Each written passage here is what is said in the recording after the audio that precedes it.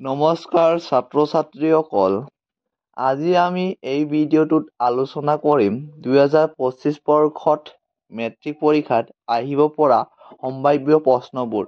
সেই গতিকে যোনসকল ছাত্ৰ ছাত্ৰীয়ে 2025 বৰ্ষত মেট্ৰিক পৰীক্ষা দিবা, সেইসকল ছাত্ৰ ছাত্ৰীয়ে ভালদৰে চাই ল'লে ভাল হ'ব বুলি মই ভাবোঁ।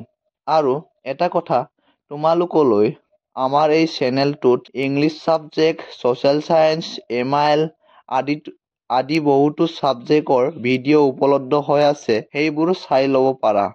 কাৰণ মই দিয়া কুৱেশ্যনবোৰ 99% কমন আহেই। ভিডিঅ'টো আৰম্ভ কৰাৰ আগতে যদি তুমি এই চেনেলটোত পোনপ্ৰথমবাৰৰ বাবে ভিজিট কৰিছা, তেনেহ'লে like, comment, share and subscribe কৰিবলৈ একেবাৰে নাপাহৰিবা। কাৰণ আমি তোমালোকৰ পৰা ছাপোৰ্ট পালেহে ভিডিঅ'টো বনাবলৈ মন যায়।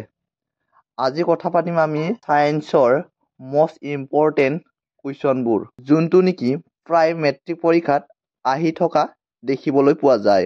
বেছি পলম নকৰি ব'লা কুৱেশ্যনলৈ আগবাঢ়ো। ছাত্ৰ ছাত্ৰীসকল, এইবোৰে মষ্ট ইম্পৰ্টেণ্ট ছায়েন্সৰ কমন কুৱেশ্যনবোৰ। এইবোৰে ভালদৰে তোমালোকে কুৱেশ্যনবোৰ চাই উত্তৰবোৰ কৰি লোৱা আৰু মনত ৰখাবলৈ চেষ্টা কৰা।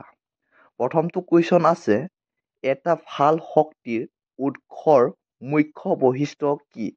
এইটো প্ৰায় 2019 চনত দেখিবলৈ পোৱা গৈছিল। এইটো মষ্ট সম্ভাৱ্য কুৱেশ্যন হয় 2025 বৰ্ষৰ মেট্ৰিক পৰীক্ষাৰ্থীৰ বাবে। আৰু দ্বিতীয় কুৱেশ্যন আছে, জীৱাশ্ম ইন্ধন কি? এইটো মষ্ট ইম্পৰ্টেণ্ট, আহিবলৈ খুব সম্ভাৱনা আছে। এইটো SSLC 2017 চনত আহিছিল। নেক্সট কুৱেশ্যন, তৃতীয় নম্বৰ কুৱেশ্যনটো আছে, মহাসাগৰৰ পৰা আহৰণ কৰা শক্তিৰ সীমাবদ্ধতাবোৰ কি কি? এইটো প্ৰায় 2016-2020 চনৰ মেট্ৰিক পৰীক্ষাত দেখিবলৈ পোৱা গৈছিল। খুব সম্ভাৱনা প্ৰশ্ন 2025 বৰ্ষৰ মেট্ৰিক পৰীক্ষাৰ্থীৰ বাবে ভালদৰে চাই থৈ দিয়া। আৰু নেক্সট আছে 4 নম্বৰ আছে, জীৱাশ্ম ইন্ধনৰ অসুবিধাবোৰ কি কি? এইটো প্ৰায় SSLC 2017 চনত দেখিবলৈ পোৱা গৈছিল। মষ্ট ইম্পৰ্টেণ্ট কুৱেশ্যন হয়। আৰু নেক্সট আছে 5 নম্বৰ, আমি কিয় বিকল্প শক্তিৰ উৎসৰ অনুসন্ধান কৰোঁ?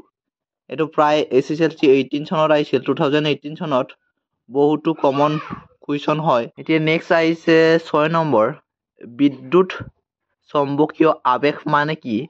বিদ্যুৎ চৌম্বকীয় আৱেশৰ পৰিঘটনাবোৰ প্ৰদৰ্শন কৰিব পৰাকৈ এটা পৰীক্ষা বৰ্ণনা কৰা। এইটো মষ্ট কমন কুৱেশ্যন হয়। SSLC 2015 চনত অহাত দেখিবলৈ পোৱা গৈছিল। খুব সম্ভাৱ্য কুৱেশ্যন। এতিয়া নেক্সট কুৱেশ্যন 7ৰ কুৱেশ্যনটো হ'ল, ছলেনয়েড মানে কি বুজা?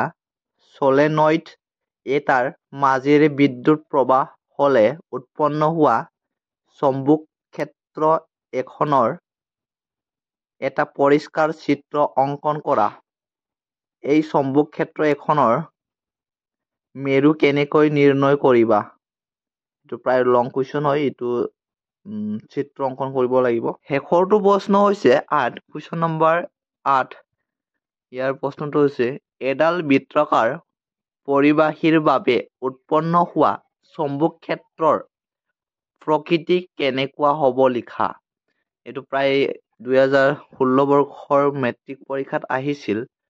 2025 বৰ্ষৰ মেট্ৰিক পৰীক্ষাত আহিবৰ বাবে মষ্ট ইম্পৰ্টেণ্ট কুৱেশ্যন হয়। ভালদৰে চাই পঢ়ি শুনি বুজি লোৱা। আৰু আজিৰ ভিডিঅ'টো ইমানেই। ভিডিঅ'টো শেষলৈকে চোৱাৰ বাবে ধন্যবাদ। যদি পোনপ্ৰথমবাৰৰ বাবে আমাৰ চেনেলটোত ভিজিট কৰিছা, তেনেহ'লে like, comment, share and subscribe কৰিবলৈ একেবাৰে নাপাহৰিব। পুনৰ এটা নতুন ভিডিঅ'ৰ সৈতে লগ পাম। আজিলৈ বাই বাই।